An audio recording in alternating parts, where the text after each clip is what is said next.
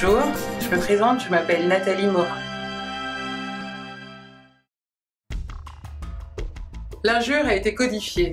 Au regard de la loi, elle a été codifiée dans l'article 29 de la loi de 1881 sur la liberté de la presse. L'injure ne se limite pas simplement, du point de vue de la loi, à des gros mots, à des grossièretés. Ce qui caractérise l'injure, c'est le fait d'atteindre à l'intégrité et à l'honneur d'une personne en particulier. Par exemple, dire à quelqu'un « sale homosexuel » est une injure. Que ce soit vrai ou pas, c'est une injure puisque le but, l'intention est d'humilier une personne. Alors, les deux catégories d'injures.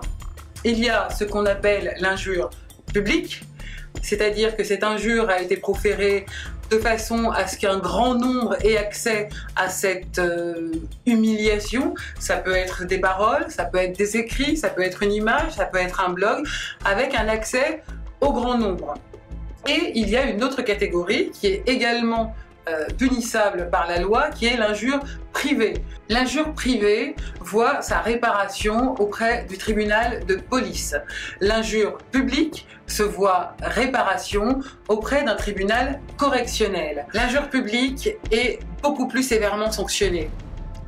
L'amende peut s'élever jusqu'à 12 000 €.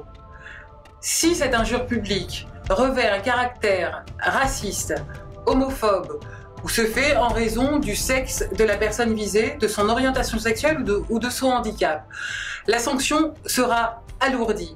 Les tribunaux peuvent condamner jusqu'à 6 mois de prison et une amende de 22 500 €. Lorsque l'injure porte contre un fonctionnaire de l'État, les tribunaux peuvent vous condamner à une amende de 12 000 €.